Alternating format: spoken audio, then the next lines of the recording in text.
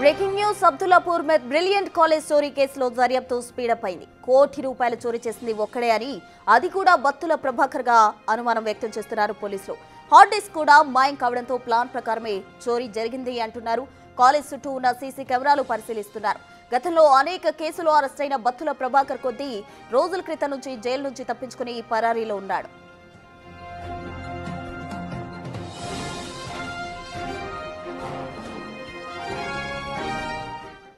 ఇక brilliant college చోరీ కేసుకు సంబంధించి బత్తుల ప్రభాకర్ పేరు వినిపిస్తోంది. అతను గతకొంతకాలంగా అటు జైలు నుంచి తప్పించుకొని పరారీలో ఉన్నాడు. అతడే ఈ దొంగతనం చేసినట్టు కూడా పోలీసులు నిర్ధారణకు వచ్చినట్టు తెలుస్తోంది. పూర్తి డీటెయిల్స్ మా ప్రతినిధి సుజాత అందించేందుకు సిద్ధంగా ఉన్నారు. సుజాత, చెప్పండి, బత్తుల ప్రభాకర్ ఈ దొంగతనం చేసినట్టు కూడా పోలీసులు అనుమానిస్తున్నారు. అయితే అందుకు సంబంధించిన తాజా అప్డేట్స్ ఏంటి? బ్రిలియంట్ కాలేజ్ చోరీ కేసులో బత్తుల ప్రభాకర్ అయి ఉండొచ్చని అనేక అనుమానాలు వ్యక్తం చేస్తున్నారు. దీనికి ప్రధాన కారణంగా అక్కడ ఉన్నటువంటి సీసీ కెమెరాలు 200కి పైగానే ఉన్నాయి. హార్డ్ డిస్క్ని మాయం చేశారు. అయితే ఒక సీసీ కెమెరాలో కంప్లీట్గా మాస్క్, చేతికి గ్లౌజెస్ పెట్టుకొని యాస్టీస్గా గతంలో అనేక కాలేజెస్లో దొంగతనానికి పాల్పడినటువంటి బత్తుల ప్రభాకర్ లాగే ఉండడంతోనే ఈ అనుమానానికి మరింత బలం చేకూరింది. పోలీసులు కూడా ఆ ప్రాంతానికి సంబంధించినటువంటి సీసీ కెమెరాల ఫుటేజ్ని పరిశీలిస్తున్నారు. కాలేజ్కి సంబంధించి మొత్తం 3 బిల్డింగ్స్ ఉంటాయి. కాలేజీ, 2 కాలేజెస్ బిల్డింగు, ఒక స్కూల్ బిల్డింగ్ ఉంటుంది. ఏదైతే స్కూల్ బిల్డింగ్లో ఉన్నటువంటి సెక్షన్లో ఉన్నటువంటి లాకర్ని బ్రేక్ చేసి అందులో ఉన్నటువంటి కోటి రూపాయల నగదుని తీసుకువెళ్లారు అని అంటే ఖచ్చితంగా ఈ దొంగతనం చేయడానికి వచ్చినటువంటి వ్యక్తి బత్తుల ప్రభాకర్ అయి ఉండొచ్చు.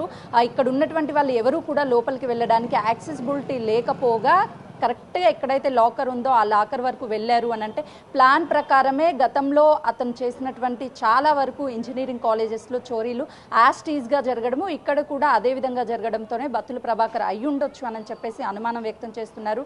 ఇప్పటి వరకు అక్కడ ఉన్నటువంటి ఒక్క సీసీ కెమెరాలో రికార్డ్ అయినటువంటి విజువల్ ఆధారంగానే ఈ కేసుని దర్యాప్తు చేస్తున్నారు. ఆ బ్రిలియంట్ కాలేజ్కి వెళ్ళేటువంటి రూట్స్లో ఉన్నటువంటి అన్ని సీసీ కెమెరాలను, ఎందుకంటే ఆ కాలేజ్ అబ్దుల్లాపూర్ మెట్కి చాలా చివరి ప్రాంతంలో ఉంటుంది, చుట్టూ కూడా అటవీ ప్రాంతంగా ఉంటుంది కాబట్టి అక్కడెక్కడ సీసీ కెమెరాలు ఉండవు. తను లోపల నుంచి వెళ్ళేటువంటి మార్గంతో పాటు బయటకు వచ్చేటువంటి దారి ఏదైతే ఉందో ఆ దారుల్లో ఉన్నటువంటి సీసీ కెమెరాల ఆధారంగానే ఈ కేసుని దర్యాప్తు చేస్తున్నారు. ఒకవైపు కేవలము అబ్దుల్లాపూర్ మెట్ వరకే కాకుండా గతంలో ఎక్కడెక్కడ చోరీలు జరిగాయో ఆ కాలేజెస్కి సంబంధించినటువంటి దగ్గర కూడా పోలీసులు ఎంక్వైరీ చేస్తున్నారు. ఇప్పటికే ఒకవేళ బత్తుల ప్రభాకర్ అయి ఉంటే మాత్రము గతంలోనే తనని సైదాబాద్ వాళ్ళు కూడా పోలీసులు తనని అదుపులోకి తీసుకొని ఏపీ పోలీసులు, అంటే తన ఏపీకి చెందిన వ్యక్తి కావడమో ఎక్కువ కేసులు నమోదు అవడంతో వాళ్ళకి అప్పచెప్పినటువంటి టైంలోనే తనని రిమాండ్కి తరలిస్తున్నటువంటి ఆ టైంలో తను పారిపోయాడు. అప్పటి నుంచి పోలీసులు చాలా వరకు తన కోసం అటు తెలంగాణ కావచ్చు, అదేవిధంగా ఏపీలో గాలింపు చర్యలు ముమ్మరం చేశారు. ఈ కేసు మరొకసారి తెర మీదకి రావడం వల్ల బత్తుల ప్రభాకర్ అయి ఉండొచ్చు అని చెప్పేసి అనేక అనుమానాలు వ్యక్తం చేస్తున్నారు.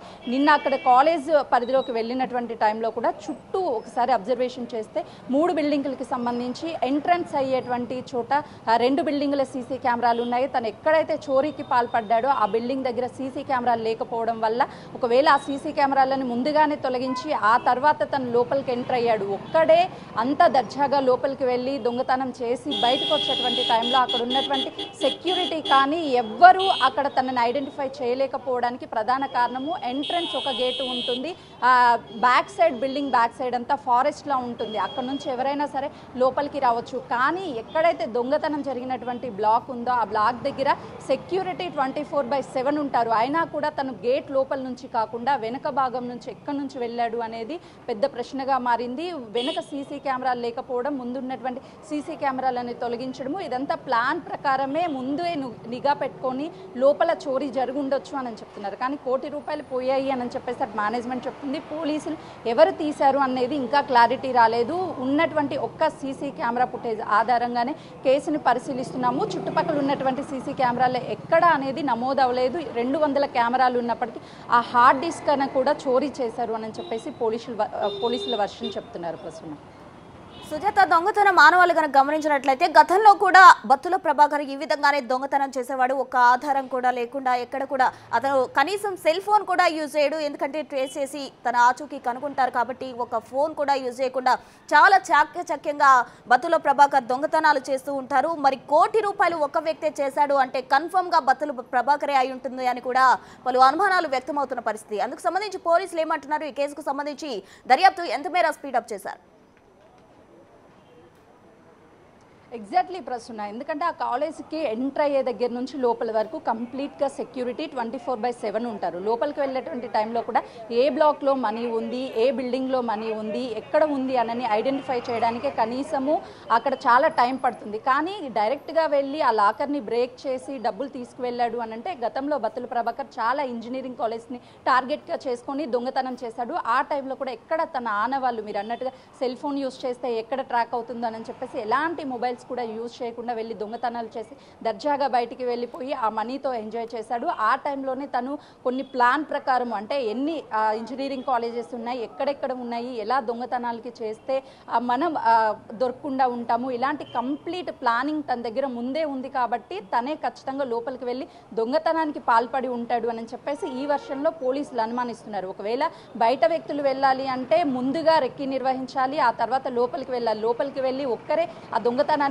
పాల్పడాలన్నా అక్కడ ఉన్నటువంటి పరిస్థితుల వరకు చాలా వరకు టఫ్గానే ఉంటుంది. అలాంటిది ఎలాంటి కష్టం లేకుండా డైరెక్ట్గా లోపలికి వెళ్ళి డబ్బులు తీసుకొని పారిపోయి ఇప్పటి వరకు పోలీసులకి చిక్కలేదు అని అంటే అది కేవలం బత్తుల ప్రభాకర్ చేసుంటాడు అని చెప్పేసి అనుమానం కొంతమేరకు బలపడడానికి ఇది ఒక ప్రధాన కారణంగా చెప్పవచ్చు.